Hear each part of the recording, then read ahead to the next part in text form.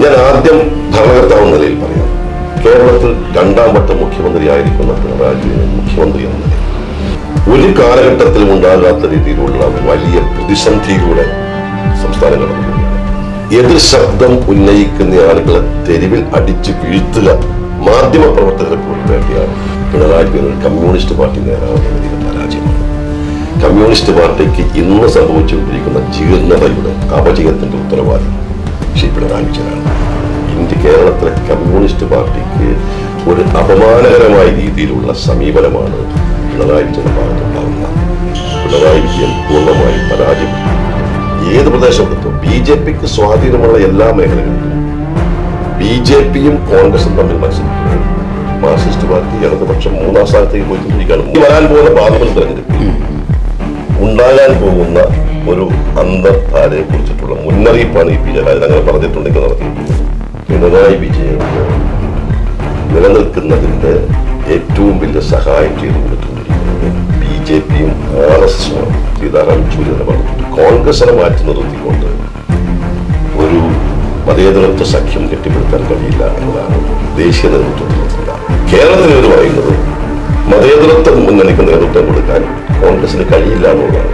പിണറായി വിജയൻ മോഡിയെ ഭയപ്പെടുന്നു, പിണറായി വിജയൻ BJPയെ ഭയപ്പെടുന്നു.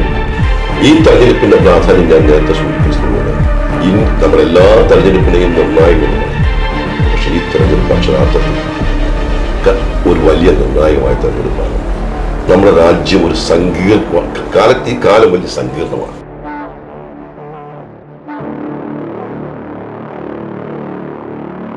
അതായത് നമ്മുടെ രാഷ്ട്രീയത്തിൽ കാണിക്കേണ്ട സദാചാര മൂല്യതയുണ്ട്. ഒരാളെ നശിപ്പിക്കാൻ വേണ്ടി ഏതറ്റം വരെയും വളഞ്ഞ വഴി ഉപയോഗിച്ച് ഉള്ള സമീപനം. ഞാൻ തന്നെ ഒരു അത് കൊണ്ടുവന്ന് ചാലഞ്ച് ചെയ്തിരുന്നു. പിണറായി വിജയനും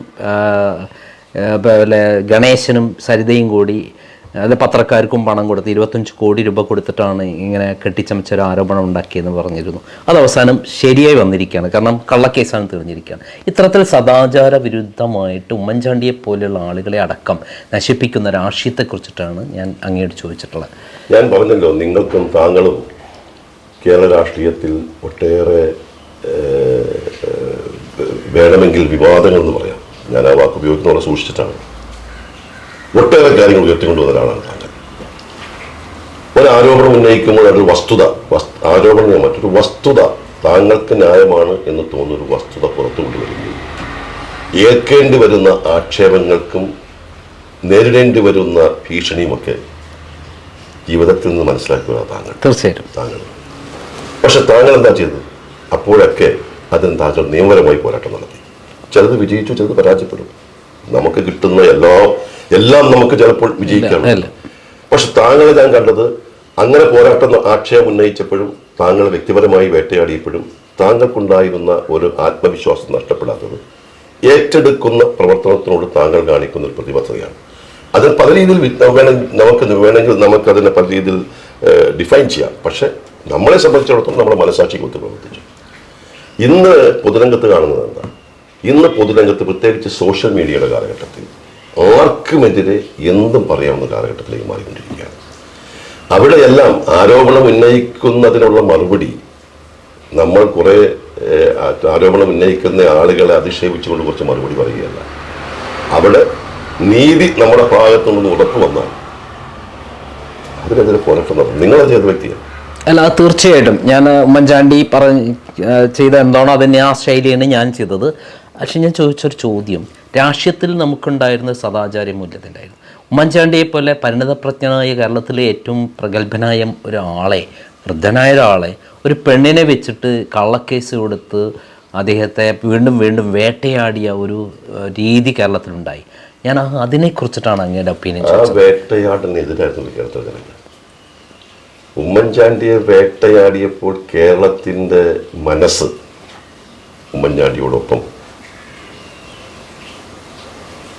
വേട്ടയാടിയവർക്ക് എതിരുമായിരുന്നു. അതിൻ്റെ കൂടി ഒരു തെളിവാണ് ഉമ്മൻചാണ്ടിയുടെ ഈ ഭൗതിക ശരീരം വഹിച്ചപ്പോൾ കണ്ട ആ ജനക്കൂട്ടം എന്ന് വിശ്വസിക്കുകയാണ്. കാര്യം ഒരു നീതിമാനായ ഒരു വ്യക്തിയെ ക്രൂശിലേറ്റാൻ വേണ്ടി നടത്തിയ പോരാട്ടത്തിൽ ജനങ്ങൾക്കുള്ള അമർഷമാണ് അവിടെ ആർത്തിരമ്പി വന്നത്. ഇന്നും നമുക്കറിയാം, ഉമ്മൻചാണ്ടിയെ കുറിച്ച് പറയുമ്പോൾ ജനങ്ങളുടെ മനസ്സിൽ ആദ്യം പറയുന്നുണ്ട് അദ്ദേഹത്തിനെതിരെയാണ് ഈ ആരോപണം ഉന്നയിച്ചെന്നുള്ളതാണ്. അപ്പോൾ അത് ഈ സദാചാര മൂല്യ തകർച്ചയ്ക്കെതിരെ ഇന്ന് നമുക്കറിയാം എല്ലാ രംഗത്തും മൂല്യശോഷണവും അതുപോലെ ധർമ്മച്യുതിയും ഒക്കെ സംഭവിച്ചുകൊണ്ടിരിക്കുന്ന ഈ കാലഘട്ടത്തിൽ ആ മൂല്യശോഷണത്തിനും ധർമ്മച്യുതിക്കുമൊക്കെ എതിരെ നമ്മൾ നിലപാട് സ്വീകരിക്കുമ്പോൾ നമുക്ക് മാതൃകയായി സ്വീകരിക്കേണ്ട ചില വസ്തുതകളും ചില സംഭവങ്ങളുണ്ട്. അതെല്ലാമാണ് നമുക്ക് ജനങ്ങളുടെ മുന്നിൽ കൂടുതൽ ഫോക്കസ് ചെയ്യേണ്ടത്. പ്രത്യേകിച്ച് ഞാൻ നേരത്തെ സൂചിപ്പിച്ചതുപോലെ ഇന്നത്തെ സമൂഹം ഒരു മറ്റൊരു തലത്തിലൂടെ പോയിക്കൊണ്ടിരിക്കുകയാണ്. ആർക്കും ഇതിൽ എന്തും പറയാം. പണ്ട് നിങ്ങളൊക്കെ മാധ്യമപ്രവർത്തകരാണ്. പണ്ട് പ്രിന്റ് മീഡിയയെ സംബന്ധിച്ചിടത്തോളം അതിനൊരു എഡിറ്റിംഗ് ഉണ്ട്, അതിനൊരു ഉത്തരവാദിത്വമുണ്ട്. സോഷ്യൽ മീഡിയക്ക് ഇതൊന്നുമില്ല. നേരെ നമുക്ക് ഈ സോഷ്യൽ മീഡിയ കാലഘട്ടത്തിലൊക്കെ ഈ നേരത്തെ സൂചിപ്പിച്ചതുപോലെ വ്യക്തിഹത്യ നടത്തുന്നതിനുള്ള സദാചാര മൂല്യങ്ങളുടെ തകർച്ചയുണ്ടായിട്ടുണ്ട്. അതെങ്ങനെ നേരിടണം എന്നതിനെ കുറിച്ചിട്ട് നമ്മൾ എല്ലാവരും അങ്ങ് പറയുന്നത് സോഷ്യൽ മീഡിയയിലെ പ്രശ്നങ്ങളാണ്. പക്ഷെ ഒരു മാത്രമല്ല എല്ലാ തലത്തിലുള്ള ഭരണകൂടം തന്നെ ഇത്തരത്തിൽ കള്ളക്കേസിന് നേതൃത്വം കൊടുക്കുന്നതിനെതിരെയാണ് ഞാൻ ഇതിനെ സംബന്ധിച്ചാണ് അങ്ങോട്ട് ചോദിച്ചത്. ഭരണകൂടങ്ങൾക്കെതിരെ അതെല്ലാം ഞാൻ പറയട്ടെ, ഈ സ്വന്തമായി പിടിച്ചു നിൽക്കാൻ കഴിയാതെ വരുമ്പോൾ, സ്വന്തം കാര്യങ്ങളെക്കുറിച്ച് വ്യക്തതയില്ലാതെ വരുമ്പോൾ മറ്റൊരുത്തിനെ ആക്രമിക്കാനുള്ള ഒരു വാസന കൂടുകയാണ്. ഇന്നിപ്പോൾ ഒരു ഭരണകൂടം ഇന്നത്തെ ഭരണകൂടം ഉമ്മൻചാണ്ടി വേട്ടയാടിയതാണ്. എന്തുകൊണ്ടാണ് വേട്ടയാടുന്നത്? അവർ ഉന്നയിക്കപ്പെട്ട ആരോപണങ്ങൾ തെളിയിക്കാൻ അവർക്ക് സാധിക്കാതെ വന്നപ്പോൾ എങ്ങനെയെങ്കിലും തങ്ങളുടെ നിലപാട് സാധൂകരിക്കണം എന്ന അർത്ഥത്തിൽ വീണ്ടും വീണ്ടും വേട്ടയാടാൻ തീരുമാനിച്ചു. അങ്ങനെ വേട്ടയാടുന്നവർ ദുർബലന്മാരാണ്, ആത്മവിശ്വാസമില്ലാത്തവരാണ്. ഈ 2016 ഇലക്ഷനിൽ പിണറായി സർക്കാർ അധികാരത്തിൽ വരാൻ പ്രധാനപ്പെട്ട കാരണമായി തീർന്നിട്ടുള്ളത് ഉമ്മൻചാണ്ടിക്കെതിരെയുള്ള ഈ കള്ളാരോപണങ്ങൾ കൊണ്ടുവന്നത് വഴിയല്ലേ? ശരിക്കും ഒരാളെ ക്രൂശിച്ച് കേരളത്തിലെ ഏറ്റവും ജനകീയ മുഖ്യമന്ത്രിയെ, അപ്പോൾ അത്തരത്തിലുള്ള ഒരിക്കലും നമ്മൾ പാടില്ലാത്ത കാര്യങ്ങൾ ഭരണകൂടം തന്നെ റിപ്പീറ്റ് ചെയ്യുന്നതിന് എതിരെ ആണല്ലോ. അതിന് ഉമ്മൻചാണ്ടിക്കെതിരെ ഉന്നയിക്കപ്പെട്ട ആരോപണങ്ങൾ ശരിയല്ല എന്ന് തെളിയിക്കുക മാത്രമല്ല, എന്തിനും ഒരു തിരിച്ചടി ഉണ്ടാവും. എന്താണോ ഉമ്മൻചാണ്ടിക്കെതിരെ ഉന്നയിച്ചത്, ഏത് തലത്തിലാണോ ഉമ്മൻചാണ്ടിയെ വേട്ടയാടിയത്, അതേ രീതിയിൽ കുറച്ചുകൂടി യാഥാർത്ഥ്യത്തിന്റെ പിൻബലത്തോടു കൂടി ഇപ്പൊ കേരള രാഷ്ട്രീയം സംഭവിച്ചു. താങ്കൾ പറയുന്നത് അവിടെ ഒറ്റ കാര്യം, അവിടെ ഇന്നത്തെ ഉമ്മൻചാണ്ടിയെ വേട്ടയാടിയവരോട് എനിക്ക് സൂചിപ്പിക്കാനുള്ളത്, അവർക്കെതിരെ ആരോപണം ഉണ്ടാകുമ്പോൾ അവർ ഈ ആരോപണത്തെ നിഷേധിച്ചുകൊണ്ട് ആരോപണം ഉന്നയിക്കുന്നവർക്കെതിരെ വേട്ടയാടാൻ പോവുകയാണ്. അപ്പൊ താങ്കൾ പറയുന്നത് പറഞ്ഞോളൂ. അപ്പൊ എന്താ ഇവര് ചെയ്യേണ്ടത്? എന്താ? ഞാൻ ബഹുമാനപ്പെട്ട ഇന്നത്തെ ഭരണകൂടത്തിന്റെ വക്താക്കളോട് പറയുന്നു, ആത്മധൈര്യമുണ്ടെങ്കിൽ ഇവർ ചെയ്യേണ്ടത് ഉമ്മൻചാണ്ടി പറഞ്ഞതുപോലെ ഞാൻ അതിനെക്കുറിച്ച് ഒന്നുകിൽ അത് നിഷേധിക്കണം, തെളിയിക്കണം. അതല്ല വീണ്ടും വീണ്ടും വന്നാൽ ഇത് ഏറ്റെടുത്തുകൊണ്ട് ഞാൻ നിയമപോരാട്ടം നടത്തി എൻ്റെ സത്യസന്ധത ഞാൻ തെളിയിക്കുമെന്ന് പറയാനുള്ള ആത്മധൈര്യവും അറിവും കാണിക്കണം. ഈ ഉമ്മൻചാണ്ടിക്കെതിരെ ചെയ്ത ക്രൂരമായ വേട്ട അത് ഒരു പ്രകൃതി നിയമത്തിന്റെ ഭാഗമായി തിരിച്ചടിച്ച് every action there is an equal and opposite reaction, third law of Newton's, അത് വളരെ കൃത്യം. അത് സംഭവിച്ചിരിക്കും എന്നാണ് സംഭവിച്ചുകൊണ്ടിരിക്കുന്നു. അത് സംഭവിക്കും. ചില പ്രകൃതി നിയമങ്ങൾ നമ്മൾ ആരും വിചാരിച്ചാലും മാറ്റാൻ പറ്റില്ല. അങ്ങനെ വരുമ്പോൾ താങ്കൾ പിണറായി വിജയനെ കുറിച്ച് തന്നെയാണ് പറഞ്ഞിരിക്കുന്നത്. താങ്കൾ പിണറായി വിജയനെ എങ്ങനെയാണ് വിലയിരുത്തുന്നത്? പിണറായി വിജയനെയും ഭരണത്തെയും. ഞാൻ പറഞ്ഞല്ലോ, ഞാൻ വ്യക്തിപരമായി ഒരു ആക്ഷേപം ഉന്നയിക്കുന്നില്ല. ഞാനൊരു പ്രകൃതി നിയമം പറഞ്ഞു നോക്കുന്നു. അത് കൊള്ളേണ്ടവർ കൊള്ളട്ടെ, ഏക്കേണ്ടവരെ ഏക്കേണ്ടവരേക്കട്ടെ. ഞാനിപ്പോൾ നമ്മളൊരു വ്യക്തിപരം ഞാൻ ആരെയും അങ്ങനെ ഒരു വ്യക്തിപരമായ ആക്ഷേപം ഉന്നയിക്കുന്നു. ഞാൻ പിണറായി വിജയനെ വിലയിരുത്തുന്നത് രണ്ട് രീതിയിലാണ്. ഒന്നൊരു പൊതുപ്രവർത്തകൻ, രാഷ്ട്രീയക്കാരൻ, ഒന്നൊരു ഭരണകർത്താവ്. ഈ രണ്ട് രീതിയിലും അദ്ദേഹം പരാജയപ്പെട്ടിരിക്കുകയാണ്. ഞാൻ ആദ്യം ഭരണകർത്താവ് നിലയിൽ പറയാം. കേരളത്തിൽ 2ാം വട്ട മുഖ്യമന്ത്രിയായിരിക്കുന്ന പിണറായി വിജയൻ മുഖ്യമന്ത്രി എന്ന നിലയിൽ, ഭരണകർത്താവ് എന്ന നിലയിൽ പൂർണ്ണമായും പരാജയമാണ്. ഒരു കാലഘട്ടത്തിലും ഉണ്ടാകാത്ത രീതിയിലുള്ള വലിയ പ്രതിസന്ധിയിലൂടെ സംസ്ഥാനം കടന്നുപോവുകയാണ്. നമ്മളിപ്പോൾ ഈ സംസാരിക്കുന്ന സമയത്ത് പോലും കേരളത്തിൽ സംസ്ഥാന ജീവനക്കാർക്ക് ശമ്പളം പോലും കൊടുക്കാൻ കഴിയാത്ത സാഹചര്യം. അതുപോലെ തന്നെ വിലക്കയറ്റം അതിൻ്റെ പാരമ്യത്തിൽ നിൽക്കുന്നു. ക്രമസമാധാനം തകർച്ചു നിൽക്കുന്നു. എതിർ ശബ്ദം ഉന്നയിക്കുന്ന ആളുകളെ തെരുവിൽ അടിച്ച് വീഴ്ത്തുക എന്ന ഒരു ഒരു ഒരു ഒരു ഒരു ഫാസിസ്റ്റ് നയത്തിലേക്ക് നമ്മൾ പോകുന്നു. മാധ്യമ പ്രവർത്തകരെ പോലും വേട്ടയാടുന്നു. അങ്ങനെ കേരള ക്രമസമാധാനം തകർന്നിരിക്കുന്നു. നമുക്കറിയാം, ഇപ്പം നമ്മൾ സംസാരിക്കുന്ന ഈ സമയത്ത് വന്യമൃഗങ്ങളുടെ ആക്രമണങ്ങൾ ഇത്രമാത്രം ഉണ്ടായ സാഹചര്യത്തിൽ വന്യമൃഗങ്ങളുടെ ആക്രമണത്തെക്കാൾ കൂടുതൽ കേരളീയ സമൂഹത്തിന്റെ മനസ്സിൽ വേദന ഉണ്ടാക്കുന്നത് ഗവൺമെന്റിന്റെ പ്രതികരണമാണ്. നിഷ്ക്രിയമായി നിൽക്കുന്ന ഒരു ഗവൺമെന്റ്. അപ്പൊ ഈ ഗവൺമെന്റ് മുഖ്യമന്ത്രിയായ ശ്രീ പിണറായി വിജയൻ പൂർണ്ണമായും പരാജയപ്പെട്ടിരിക്കുന്നു. മറ്റൊന്ന്, പിണറായി വിജയനെ വിലയിരുത്തേണ്ടത് പൊതുപ്രവർത്തനം നിലയിലാണ്. പിണറായി വിജയൻ കമ്മ്യൂണിസ്റ്റ് പാർട്ടിയുടെ അനിശ്ചിതനായ നേതാവായിരുന്നു. അദ്ദേഹം പാർട്ടി സെക്രട്ടറി ആയിരുന്നു. അദ്ദേഹം ഇപ്പോഴും പോളിറ്റ് ബ്യൂറോ മെമ്പറാണ്. പോളിറ്റ് ബ്യൂറോ മെമ്പറേക്കാൾ ഉപരിയായി ഇന്നത്തെ കമ്മ്യൂണിസ്റ്റ് പാർട്ടിയെ നയിക്കുന്ന ഏക നേതാവ്, കേരളത്തിലെ മാർക്സിസ്റ്റ് പാർട്ടിയുടെ ഏക നേതാവ് എന്ന് പറയുന്നത് ശ്രീ പിണറായി വിജയൻ. പിണറായി വിജയൻ ഒരു കമ്മ്യൂണിസ്റ്റ് പാർട്ടി നേതാവ് എന്ന നിലയിൽ പരാജയമാണ്. കമ്മ്യൂണിസ്റ്റ് പാർട്ടിക്ക് ഇന്ന് സംഭവിച്ചുകൊണ്ടിരിക്കുന്ന ജീർണതയുടെ അപജയത്തിന്റെ ഉത്തരവാദി ശ്രീ പിണറായി വിജയനാണ്. അതെന്റെ അഭിപ്രായം മാത്രമല്ല. കമ്മ്യൂണിസ്റ്റ് സഹയാത്രികരായി നടന്ന ആളുകൾ പോലും ഇന്ന് നിങ്ങളെപ്പോലെയുള്ള മാധ്യമ സുഹൃത്തുക്കളോടും മാധ്യമങ്ങളോടും പങ്കുവെക്കുന്ന വികാരമെന്താണ്?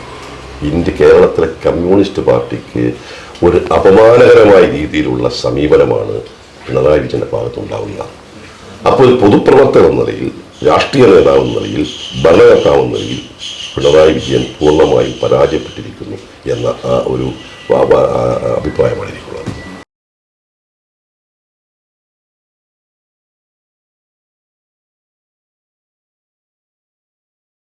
സ്വർണ്ണക്കള്ളക്കടത്ത്, ഡോളർ കടത്ത്, അതേപോലെ ലൈഫ് മിഷൻ പദ്ധതി തട്ടിപ്പ് എന്നിവ ലാവ്ലിംഗ് കേസ് സുപ്രീം കോടതിയിൽ 6 വർഷമായി കിടക്കുന്നു.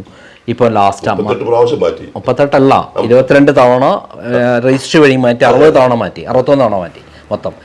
അങ്ങനെ മൊത്തത്തിൽ ആരും തൊടാൻ പറ്റാത്ത ഒരു നേതാവ് എന്ത് വൃത്തികേട് കാണിച്ചാലും ഒരു പ്രശ്നമില്ല എന്നുള്ള രൂപത്തിൽ നിൽക്കുന്നു. ഇപ്പോൾ SFI അന്വേഷണം ഡിക്ലെയർ ചെയ്തിട്ടും അങ്ങനെയൊക്കെ യാതൊരു പ്രശ്നം ഉണ്ടായിട്ടില്ല. അപ്പം അങ്ങ് എങ്ങനെയാണ് അതിനെയൊക്കെ കാണുന്നത്?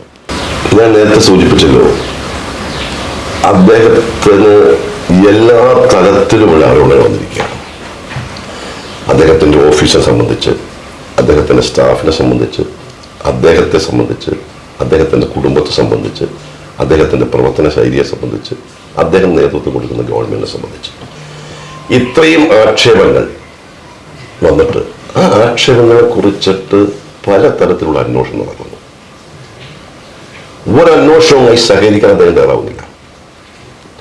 ഉമ്മൻചാണ്ടി ജുഡീഷ്യൽ അന്വേഷണം വന്നപ്പോൾ ഉമ്മൻചാണ്ടി 24 മണിക്കൂർ നേരം ജുഡീഷ്യൽ ഓഫീസറുടെ മുന്നിൽ പോയി തെളിവെടുപ്പിന് പോയി. അന്ന് ഉമ്മൻചാണ്ടിക്ക് ആക്ഷേപം എന്താ? മുഖ്യമന്ത്രി ജുഡീഷ്യൽ ഓഫീസിന് മുന്നിൽ പോയി, ഇതിനേക്കാൾ വലിയ തെളിവുണ്ടോ എന്ന് ചോദിച്ചു. പക്ഷെ പോയിരുന്ന ഉമ്മൻചാണ്ടിക്ക് ഒരു ആത്മവിശ്വാസം ഉണ്ടായിരുന്നു. അവിടെ പോയി ഏത് തലത്തിലുള്ള ചോദ്യങ്ങൾ ചോദിച്ചാലും ഉമ്മൻചാണ്ടി കൊടുക്കാൻ പറ്റാത്തൊരു ആത്മവിശ്വാസം ഉണ്ടായിരുന്നു. പിണറായി വിജയൻ കാണിക്കുന്ന എന്താ? പിണറായി വിജയനെതിരെ ഒട്ടേറെ ആക്ഷേപങ്ങൾ ഉണ്ടാകുന്നു, പലതരത്തിലുള്ള അന്വേഷണങ്ങൾ നടക്കുന്നു. അന്വേഷണത്തെ ആയിട്ട് സഹകരിക്കുന്നില്ല, അന്വേഷണത്തെ തടസ്സപ്പെടുത്തത്തക്ക രീതിയിലുള്ള സമീപനമാണ് ഉണ്ടായിക്കൊണ്ടിരിക്കുന്നത്. അപ്പൊ അന്വേഷണത്തെ ഭയപ്പെടുന്ന ഒരു ഭീരുവായി മാറിയിരിക്കുക പിണറായി വിജയൻ. 2, പിണറായി വിജയനെതിരെ വന്നിരിക്കുന്ന ആക്ഷേപങ്ങൾ, ഞാൻ വീണ്ടും പറയുന്നു, ആക്ഷേപങ്ങൾ ഉമ്മൻചാണ്ടിക്കെതിരെ വന്നതുപോലെയല്ല, കുറച്ചുകൂടി ആധികാരികമായി പിൻബലത്തോടു കൂടിയാണ് വന്നത്. അതുകൊണ്ടാണ് പല ഏജൻസികളും ഇതിനകത്തേക്ക് വന്നിരിക്കുന്നത്. ആ പല ഏജൻസികളും, ഉമ്മൻചാണ്ടിക്കെതിരെ വന്ന ആരോപണങ്ങൾ പല ഏജൻസികളും വന്നു. CBI വന്നു, അതുപോലെ തന്നെ ക്രൈംബ്രാഞ്ച് അന്വേഷിച്ചു, കോടതി അന്വേഷിച്ചു, ജുഡീഷ്യൽ അന്വേഷണം നടന്നു. ഇതൊക്കെ നടന്നിട്ടും ഉമ്മൻചാണ്ടി അവസാന സത്യസന്ധനായി തെളിയിക്കപ്പെട്ടു. ഇദ്ദേഹത്തിനെതിരെ ഓരോ ആരോപണങ്ങൾ വരുമ്പോഴും അതിനെക്കുറിച്ചുള്ള അന്വേഷണത്തിന്റെ കുരുക്കിൽപ്പെടുകയാണ് ശ്രീ പിണറായി വിജയൻ. ആ കുരുക്കിൽപ്പെടുന്ന പിണറായി വിജയൻ എന്തുകൊണ്ട് അന്വേഷണവുമായി സഹകരിക്കുന്നില്ല? 2, എന്തുകൊണ്ട് അദ്ദേഹം ഇതിനെതിരെ നിയമ നടപടി സ്വീകരിക്കുന്നില്ല? ഇപ്പൊ താങ്കൾ പറഞ്ഞു ലാവ്ലിൻ കേസുമായി ബന്ധപ്പെട്ട പ്രശ്നം. ഞാൻ ലാവ്ലിൻ കേസുമായി ബന്ധപ്പെട്ട പ്രശ്നത്തിൽ ഞാൻ താങ്കൾക്ക് എടുക്കുന്ന, അതിനകത്ത് എടുക്കുന്ന ഒരു വളരെ വളരെ കണ്ടിന്യൂസ് ആയിട്ട് എടുക്കുന്ന, കോൺസ്റ്റന്റ് ആയിട്ട് എടുക്കുന്ന സമീപനത്തെ ഞാനൊക്കെ അനുമോദിക്കുന്നതാണ്. ആ കേസുമായി ബന്ധപ്പെട്ട് ഞാൻ സുപ്രീം കോടതി ജഡ്ജി കത്തയച്ചത്, ഈ കേസുകൾ ഇങ്ങനെ മാറ്റി ചീഫ് ജസ്റ്റിസിന് കത്തയച്ചതാണ്. ഞാൻ പലവട്ടം അതിനെക്കുറിച്ചിട്ട് ഞാൻ അഭിപ്രായം പറഞ്ഞിട്ടുള്ള ആളാണ്. എന്തുകൊണ്ട് ശ്രീ പിണറായി വിജയനെതിരെ ഇങ്ങനെ ഒരു കേസുകൾ മാറ്റിവെക്കുമ്പോൾ അതിൻ്റെ അകത്ത് ഒരു പ്രതികരണം വേണ്ട? അപ്പൊ ജനങ്ങളുടെ മുന്നിൽ അപ്പൊ വേണമെങ്കിൽ പറയുന്നത് കോടതിയല്ലെന്ന് ചോദിക്കാം. പക്ഷേ കേസ് മാറ്റിവെക്കുന്നതിന് ഇങ്ങനെ കേസ് മാറ്റിവെക്കുന്ന ലാവ്ലിൻ കേസിൽ നടക്കുന്ന ഈ ഒരു അതിൻ്റെ ഒരു കാലതാമസത്തെക്കുറിച്ച് പോലും പ്രതിക്കൂട്ടിലേക്കാവുന്ന പിണറായി വിജയനാണ്. പിണറായി വിജയന്റെ സത്യസന്ധതയെ ചോദ്യം വന്ന് കേസിന്റെ വിശദാംശത്തിലേക്ക് പോകുന്നില്ല. അപ്പൊ എവിടെയൊക്കെയോ മറച്ചു വെക്കുന്നു, എവിടെയൊക്കെ ഭയപ്പെടുന്നു, എവിടെയൊക്കെയോ ഒളിച്ചോടാൻ ശ്രമിക്കുന്നു. അത് ഒരു ഭരണകർത്താവിന് യോജിച്ചതാണ്. ഞാൻ ചോദിച്ച ചോദ്യം വളരെ എൻ്റെ ഡിഫറെൻ്റ് ആണ്. അതായത് പിണറായി വിജയൻ ഒരു ചോദ്യം ചെയ്യലിനും പോലീസ് എൻഫോഴ്സ്മെൻറ്റോ ആരും ഇതുവരെ നോട്ടീസ് അയച്ചിട്ടില്ല, അദ്ദേഹത്തെ ചോദ്യം ചെയ്തിട്ടില്ല. ലാവ്ലിൻ കേസിൽ തന്നെ സുപ്രീം കോടതിയിൽ കേന്ദ്ര ഗവൺമെൻറ്റിൻ്റെ സോളിസിറ്റർ ജനറൽ തുഷാർ മേത്തയാണ് കോടതി കയറി പറയുന്നത് ഞങ്ങൾക്ക് സമയമില്ല മാറ്റിവെക്കാൻ വേണ്ടിയിട്ട്. അപ്പോൾ ഈ വിധത്തിൽ അദ്ദേഹത്തെ പ്രൊട്ടക്റ്റ് ചെയ്യാൻ കേന്ദ്രം പോലും ശ്രമിക്കുന്നു എന്നുള്ള ആരോപണമാണ് മുന്നിലുള്ളത്. അദ്ദേഹം ഇന്ത്യയിലെ എല്ലാ പ്രമുഖരായ മുഖ്യമന്ത്രിമാരെ അടക്കം എൻഫോഴ്സ്മെൻറ്റ് വേട്ടയാടുമ്പോൾ, അറസ്റ്റ് ചെയ്യുമ്പോൾ പിണറായി വിജയൻ കേരളത്തിലല്ല ഇന്ത്യയിൽ കണ്ടിട്ടുള്ള ഏറ്റവും വലിയ അഴിമതി ആരോപണങ്ങളും സ്വർണ്ണക്കള്ളക്കടത്തും എല്ലാം ഉണ്ടായിട്ടും അദ്ദേഹം സസുഖം താവുന്നു. ഞങ്ങളിത് താങ്കളുടെ ചോദ്യത്തിന് മറുപടി ഞങ്ങൾ കോൺഗ്രസ് പാർട്ടി നിരന്തരമായി ഉന്നയിക്കുന്ന ഒരു വിഷയമാണ്. ഒരു അന്തർധാര, ഒരു ബന്ധം എവിടെയോ കാണുന്നുണ്ട്. അത് താങ്കളുടെ ചോദ്യത്തിൽ തന്നെ ഉള്ളത്. കാര്യം ഇത്രമാത്രം ഗുരുതരമായ ആരോപണങ്ങൾ ഉന്നയിക്കാത്ത മുഖ്യമന്ത്രിമാരെയും പൊതുപ്രവർത്തകന്മാരെയും കേന്ദ്ര ഗവൺമെൻറ് ഏജൻസികളെ വെച്ചുകൊണ്ട് വേട്ടയാടുന്ന കേന്ദ്ര ഗവൺമെൻറ് എന്തുകൊണ്ട് ശ്രീ പിണറായി വിജയനെതിരെ അന്വേഷണം നടത്തുന്നത്? അത് രാഷ്ട്രീയമായ ചില അജണ്ടയാണ്. അതെന്താണ് ആ അജണ്ട? മറ്റൊന്നുമല്ല. കേന്ദ്രം ഭരിക്കുന്നത് BJP ആണ്. BJPയുടെ പൊളിറ്റിക്കൽ അജണ്ടയല്ല. BJPയുടെ മുന്നിൽ കമ്മ്യൂണിസ്റ്റ് പാർട്ടി ഒരു ശത്രുവല്ല, അതിനുള്ള വലിപ്പം കമ്മ്യൂണിസ്റ്റ് പാർട്ടിക്കില്ല. അതൊരു പ്രാദേശിക പാർട്ടി പോലെ നിൽക്കുന്നു. അവരുടെ മുഖ്യ ശത്രുവല്ല, അവർക്ക് കോൺഗ്രസിനെ പരാജയപ്പെടുത്തണം. പ്രത്യേകിച്ച് കഴിഞ്ഞ പാർലമെന്റ് തെരഞ്ഞെടുപ്പ് കഴിഞ്ഞപ്പോൾ പാർലമെന്റിലെ അംഗസംഖ്യ വെച്ച്, ഞാൻ പ്രത്യേകിച്ച് പറയുന്നു, പാർലമെന്റിലെ നമ്പർ ഓഫ് സീറ്റ്സ് അംഗസംഖ്യ വെച്ച് നോക്കുമ്പോൾ കേരളത്തിൽ നിന്നാണ് കോൺഗ്രസിന് ഏറ്റവും കൂടുതൽ MP. അപ്പോൾ പാർലമെന്റിൽ വരുമ്പോൾ ഏറ്റവും കൂടുതൽ അംഗസംഖ്യ ഘടകമാണ് കേരളം. കേരളത്തിലെ കോൺഗ്രസിനെ ഒന്ന് തോൽപ്പിക്കണം. എല്ലാ സംസ്ഥാനങ്ങളിലും നമ്മുടെ കിഴക്കൻ നമ്മുടെ നോർത്ത് ഈസ്റ്റ് സംസ്ഥാനങ്ങളിൽ പോലും അക്കൗണ്ട് തുറക്കാൻ അവസരം BJP കിട്ടിയിട്ടും കേരളത്തിൽ അക്കൗണ്ട് തുറക്കാൻ BJPക്ക് അവസരം കിട്ടിയിട്ടില്ല. അവസരം കിട്ടാത്തത് മാർക്സിസ്റ്റ് പാർട്ടി ആയതുകൊണ്ടല്ല, കോൺഗ്രസും BJPയും തമ്മിൽ മത്സരമാണ്. പലയിടത്തും 2ാം സ്ഥാനത്ത് വന്നു BJP, 3ാം സ്ഥാനത്തേക്ക് പോയി കമ്മ്യൂണിസ്റ്റ് പാർട്ടി. അപ്പം മത്സരം ആരാ? BJP വേഴ്സസ് കോൺഗ്രസ് ആണ്. അപ്പം അവർക്കെങ്ങനെ കോൺഗ്രസും തോൽപ്പിക്കണം? മാർക്സിസ്റ്റ് പാർട്ടിയുള്ള പ്രത്യേകിച്ച് ബഹുമാനായ ശ്രീ പിണറായി വിജയന്റെ അജണ്ടയും എന്താ? കേരളത്തിൽ കോൺഗ്രസും തോൽപ്പിക്കണം. ഈ അജണ്ടകൾ തമ്മിലാണ് ശത്രുവിന്റെ ശത്രുമിത്രം എന്നുണ്ട്.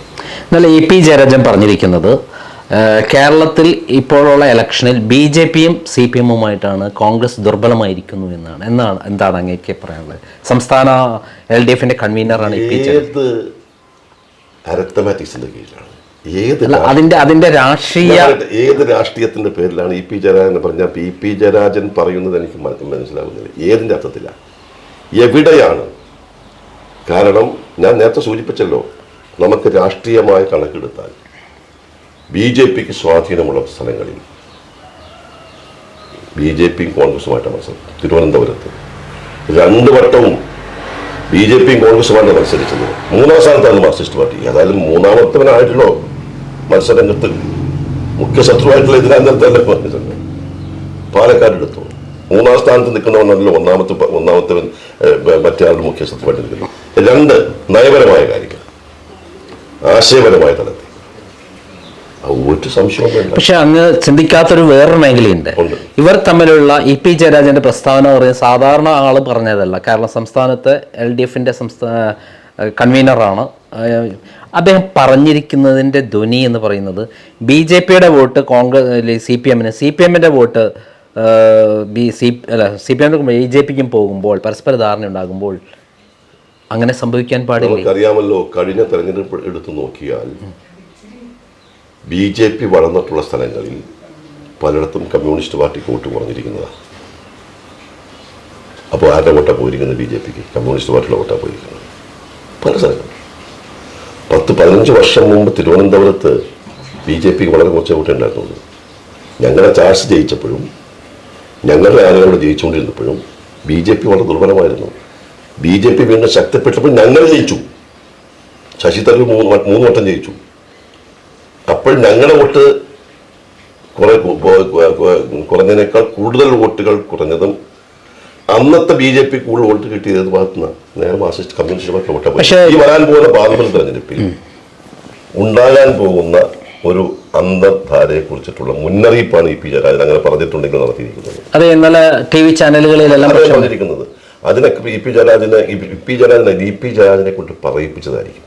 ഈ അന്തർധാര തന്നെയാണ് പിണറായി വിജയനെ സംരക്ഷിച്ചു നിർത്തുന്നത് എന്ന് പറഞ്ഞാൽ അങ്ങനെ ഒരു സംശയമില്ലല്ലോ. കേരളത്തിൽ പിണറായി വിജയന് നിലനിൽക്കുന്നതിൻ്റെ ഏറ്റവും വലിയ സഹായം ചെയ്തു കൊടുത്തുകൊണ്ടിരിക്കുന്നത് BJPയും RSSുമാണ്.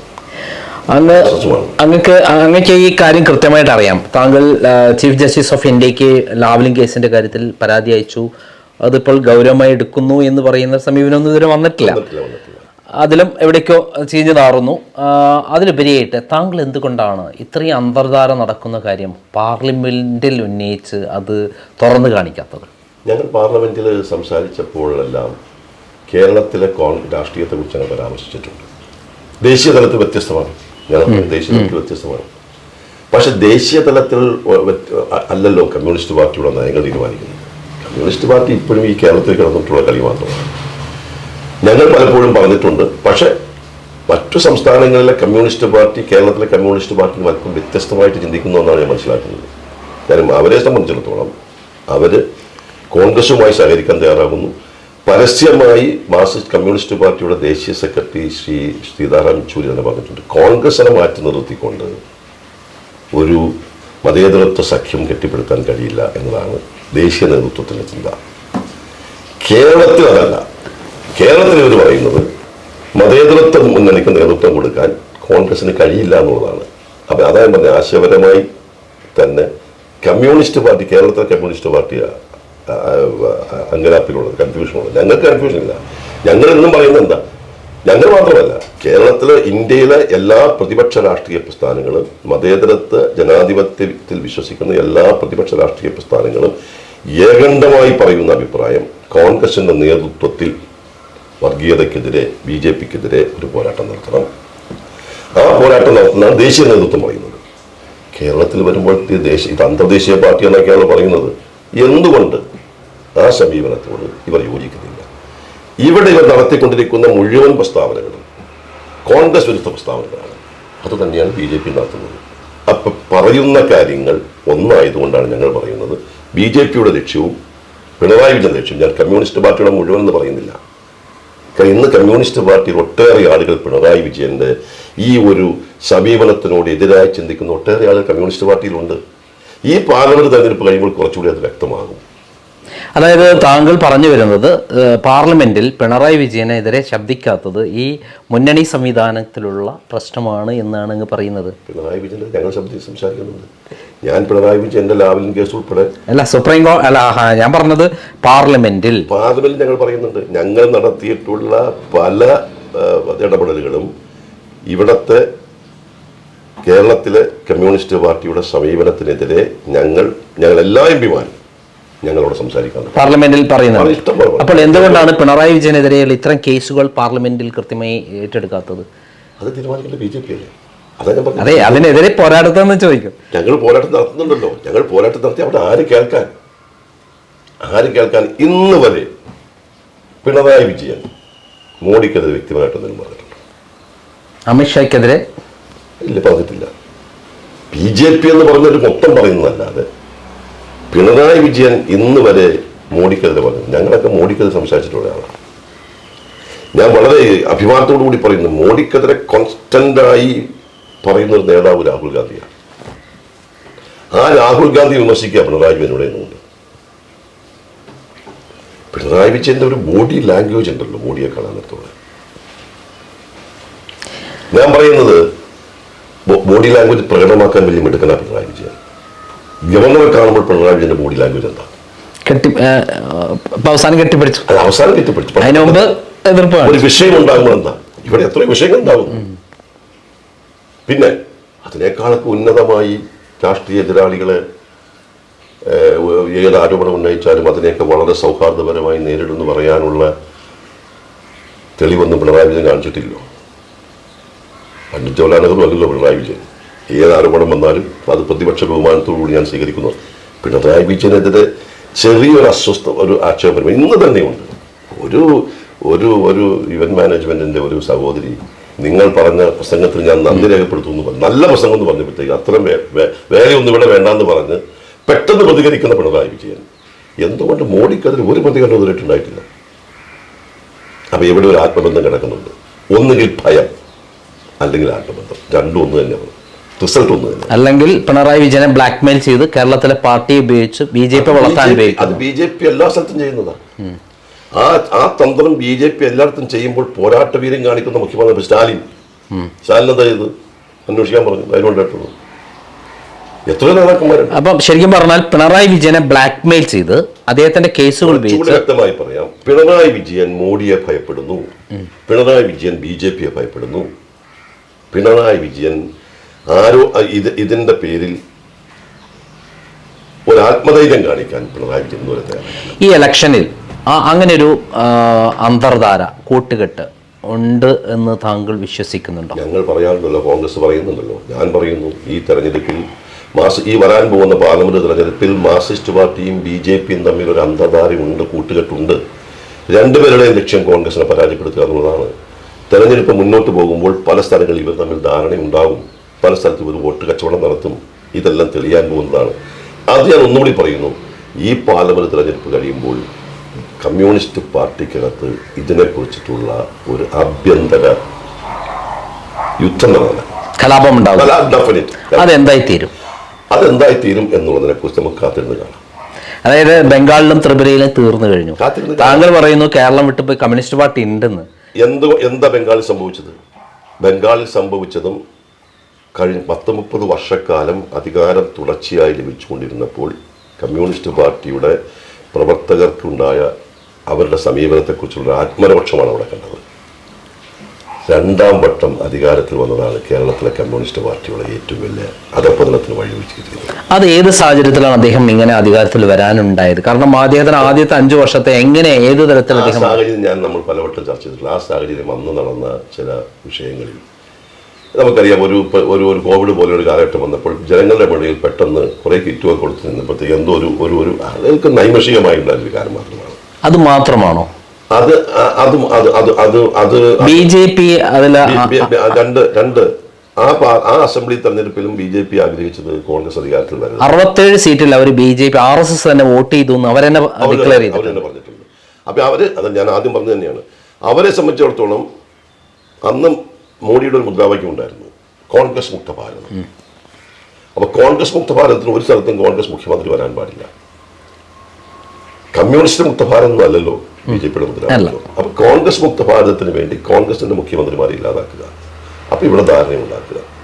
അവർക്ക് അത് കഴിഞ്ഞാൽ അവരുമായിട്ട് ഇവരുടെ ഒരു വെല്ലുവിളി ഉയർത്തുന്ന പാർട്ടിയല്ല കമ്മ്യൂണിസ്റ്റ് പാർട്ടി. ഈ തെരഞ്ഞെടുപ്പിലും നടക്കാൻ പോകുന്ന ഈ അന്തർധാര തന്നെയാണ്. മകൻ പോയി കഴിഞ്ഞു, സ്ഥാനാർത്ഥിയായി കഴിഞ്ഞു. സ്ഥാനാർത്ഥിയായി ഏക്യാനിയുടെ മകൻ സ്ഥാനാർത്ഥിയായി. ഏക്യാനി തന്നെ തള്ളി പറഞ്ഞു, ഞങ്ങൾ അതിനോട് ഒട്ടും യോജിക്കുന്നില്ല. ഏക്യാനിയുടെ മകൻ എന്ന നിലയിൽ അല്ല, ആ വ്യക്തിയെടുത്ത തീരുമാനത്തിന്റെ രാഷ്ട്രീയത്തോട് ഒരിക്കലും യോജിക്കില്ല. ആ വ്യക്തിയെ ശക്തമായി ആ സ്ഥാനാർത്ഥിയെ എതിർക്കാനും ആരുടെ ഉൾപ്പെടെ തോന്നുന്നു സംശയം. കേരളത്തിലെ ഏറ്റവും പ്രമുഖനായ ഒരു കോൺഗ്രസ് നേതാവിനെ BJP വിലക്കെടുക്കാൻ പോകുന്നു എന്നുള്ള പ്രചരണം BJPക്കുള്ളിൽ ശക്തമായി പ്രചരിപ്പിച്ചുകൊണ്ടിരിക്കുകയാണ്. അത് ഏത് നേതാവായിരിക്കാം കേരളത്തിൽ? അതിപ്പോൾ ഇപ്പൊ തുടങ്ങിയതല്ലോ. BJP അധികാരത്തിൽ വന്ന കാലം തൊട്ട് അവരിങ്ങനെ ഇട്ടു കൊടുക്കുന്ന ഒരു ഇതാണ്, ഞങ്ങൾ ചിലരെടുക്കും ചിലരെടുക്കുന്നത്. ചില സ്ഥലങ്ങൾ കേൾക്കും, ഈ ഇവിടെയല്ല, ചില സ്ഥലങ്ങൾ കിട്ടിയിട്ടുണ്ട്. അങ്ങനെ കേരളത്തിൽ നിന്നും അങ്ങനെ ഒരു പ്രമുഖ നേതാവ് ഞങ്ങൾ വിലക്കെടുക്കാൻ പോകുന്നു തുടങ്ങിയിട്ട് ഒത്തിരി നാളായി. പല സംശയത്തിന്റെ മുനകൾ പലരിലേക്ക് എത്തിക്കാൻ അവർക്ക് സാധിച്ചിട്ടുണ്ട്. ആരും അങ്ങനെ വലിയ പ്രമുഖരൊന്നും പോയിട്ടില്ല. പത്മജ വേണുഗോപാലായിരിക്കും അങ്ങനെ അവസാനത്തെ നേതാവ് എന്ന് പറയുന്നത്? അവസാനത്തെ നേതാവ് എന്ന് പറഞ്ഞില്ല, പത്മജ പോയിട്ടില്ലല്ലോ. പത്മജ കഴിഞ്ഞ ദിവസം നടത്തിയ പ്രസ്താവന ഞാൻ കണ്ടത് പത്മജ കോൺഗ്രസ് തന്നെ ഉറച്ചേക്കുന്ന പറയുന്നത്. പിൻവലിച്ച FP പോസ്റ്റ് പിൻവലിച്ചു. അറിയാൻ പറ്റുന്നത് നമ്മളെ സംബന്ധിച്ചിടത്തോളം ചാലക്കുടി നിയോജകം ഇപ്പോഴത്തെ നമ്മുടെ ഒരു വിഷയം പാർലമെന്റ് തെരഞ്ഞെടുപ്പ് വരുമ്പോൾ ഏതെങ്കിലും വ്യക്തിയുടെ കൂറുമാറ്റമല്ലല്ലോ. ഞാൻ ഈ ചാലക്കുടി പാർലമെന്റ് നിയോജകമണ്ഡലത്തിൽ അവർ മത്സരിച്ചപ്പോൾ അവർക്കെതിരെ വലിയൊരു ഇഷ്യൂ ഒക്കെ ഇറക്കുകയും ലക്ഷക്കണക്കിന് കോപ്പികൾ ഓണപ്പന്തം പാടാനും വിതരണം ചെയ്യുകയൊക്കെ ചെയ്തു. അട്ടിമറി വിജയമൊക്കെ ഉണ്ടാക്കിയുള്ള സംഭവമാണ്. നമ്മുടെ ഈ മണ്ഡലത്തിൽ അങ്ങയെക്കുറിച്ചുള്ള വലിയ പ്രചരണം ഇടതുപക്ഷം പ്രചരിപ്പിക്കുന്നത് താങ്കൾ മണ്ഡലത്തെ തിരിഞ്ഞു നോക്കിയിട്ടില്ല എന്നുള്ള പ്രചരണമാണ്. അങ്ങേക്ക് എന്താണ് പറയാനുള്ളത്? അത് എന്നെക്കുറിച്ച് മാത്രമല്ല, കേരളത്തിലെ എല്ലാ 18 UDF MPമാർക്കെതിരെ നടത്തുന്ന ഒരു പ്രചരണമാണ്. വ്യാപകമായി വാട്സാപ്പിൽ വന്ന എല്ലാം ഒരുപോലെയുള്ള MPമാരെ കാണാനില്ല. നമുക്കുള്ളത് നമ്മുടെ പ്രവർത്തനത്തെ വിലയിരുത്തിക്കൊണ്ടാണ്.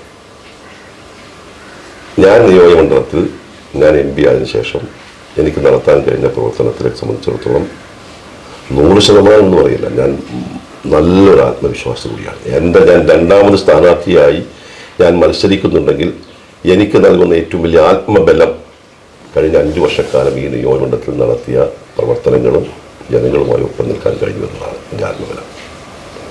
അങ്ങ് ഈ മണ്ഡലത്തിൽ ഒന്നും ചെയ്തിട്ടില്ല എന്നുള്ള ഒരു ആരോപണം കൂടി അവർ പറഞ്ഞു. എന്താണ് അങ്ങേക്ക് പറയാനുള്ളത്? ആരോപണത്തിന് മറുപടി പറയാൻ ഞാനില്ല. എന്നിരുന്നാലും വസ്തുതാപരമായി നടത്തിയ കാര്യങ്ങൾ ഞാൻ പറയാം. അതെ, നടത്തിയ കാര്യം ഞങ്ങളൊക്കെ MPമാരായ സമയത്ത് നേരിടേണ്ടി വന്ന ഏറ്റവും വലിയ പ്രതിസന്ധി കോവിഡായിരുന്നു. കോവിഡ് കാലഘട്ടത്ത് കേന്ദ്ര ഗവൺമെൻറ് MPമാരുടെ MP ഫണ്ട് പോലും മരവിപ്പിച്ചു.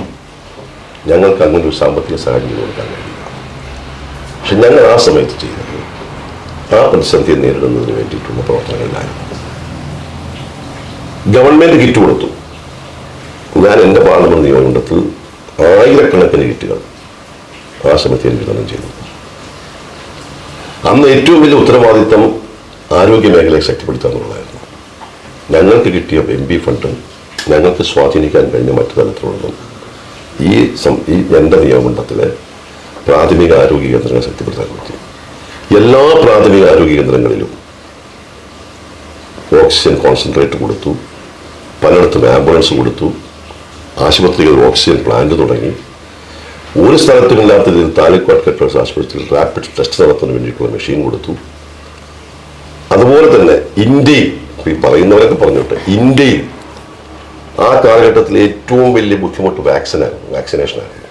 ഇന്ത്യയിൽ ആദ്യമായി ഒരു MP എന്ന നിലയിൽ ഫ്രീ വാക്സിനേഷൻ ഞാൻ കൊടുത്തു, ഏകദേശം 4000-ഓളം പേർക്ക്.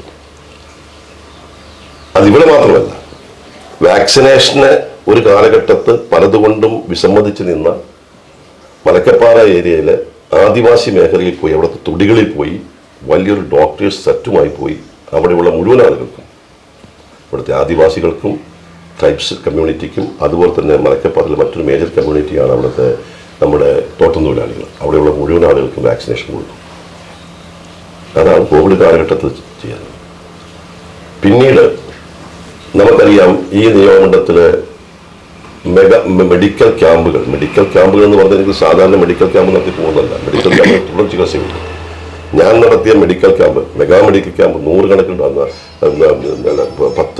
80ഓളം സീനിയർ ഡോക്ടേഴ്സിനെയും 300ഓളം പാരാമെഡിക്കൽ സ്റ്റാഫിനെയും വെച്ച് ഈ നിയോജകമണ്ഡലത്തിൽ മൊത്തത്തിൽ നടത്തിയ മെഗാ മെഡിക്കൽ ക്യാമ്പിന്റെ തുടർ ചികിത്സ നടന്നുകൊണ്ടിരിക്കുകയാണ്. അട്ടപ്പാടി മേഖലയിൽ, ആദിവാസി മേഖലയിൽ പോയി, അതിരപ്പള്ളി മേഖലയിൽ പോയി അവിടെ മെഡിക്കൽ ക്യാമ്പ് നടത്തി അവരുടെ തുടർ ചികിത്സ നടന്നുകൊണ്ടിരിക്കുന്നു. തിമിരമുക്ത ചാലക്കുടി എന്ന് പറഞ്ഞുകൊണ്ട് ഈ നിയോജകമണ്ഡലത്തിലെ മൊത്തം പ്രദേശത്തും ഇതിനെക്കുറിച്ചൊരു സർവേ നടത്തി കാറ്ററക്റ്റ് ഓപ്പറേഷൻ വേണ്ടിയ ആളുകൾക്ക് സൗജന്യമായി ചികിത്സാ സൗകര്യം കൊടുത്തുകൊണ്ടിരിക്കുകയാണ്. എൻ്റെ പൊതുജീവിതത്തിൽ ജനപ്രതി എന്ന നിലയിൽ ഞാൻ എന്നും മുൻതൂക്കം കൊടുക്കുന്ന ഒന്നാണ് ഭിന്നശേഷിക്കാരുമായിട്ട്. ചാലക്കുടി പാർലമെന്റ് നിയോജകമണ്ഡലത്തിലെ മൊത്തം ഭിന്നശേഷിക്കാരുടെ സർവേ നടത്തി ഭിന്നശേഷിക്കാർക്ക് വേണ്ട ഉപകരണങ്ങൾ, അത് ചിലർക്ക് ആർട്ടിഫിഷ്യൽ മറ്റു ലിംബായിരിക്കും, അല്ലെങ്കിൽ ഇയറിംഗ് എയ്ഡായിരിക്കും, അല്ലെങ്കിൽ അന്തർക്ക് വേണ്ടിയിട്ടുള്ള സ്മാർട്ട് ഫോൺ ആയിരിക്കും, അല്ലെങ്കിൽ വീൽ ചെയർ ആയിരിക്കും. അങ്ങനെ അവർക്കും എൻ്റെ ക്യാമ്പിൽ വന്ന് നിർണയിക്കപ്പെട്ട മുഴുവൻ ആളുകൾക്കും സൗജന്യമായി അവർക്ക് വേണ്ടിയിട്ട് ഉപകരണങ്ങൾ കൊടുത്തു. പിന്നെ ഒരു MP എന്ന നിലയിൽ ഞാൻ എല്ലാ കാര്യങ്ങളും പറയുന്നതല്ല, എം പിമാർക്ക് വികസനം പോലും നടത്താനായിട്ട് ചില പരിമിതികളുണ്ട്. ഒന്നാമത്തെ എം പി ഫണ്ടില്ല. എൻ്റെ എം പി ഫണ്ട് 100% ഞാൻ ചെലവഴിച്ചു കഴിഞ്ഞു. അതിൽ കൂടുതലും ചെലവഴിച്ചു. എൻ്റെ മുൻഗാമിയായിരുന്ന എം പിയുടെ ചെലവഴിക്കാത്ത ഫണ്ട് പോലും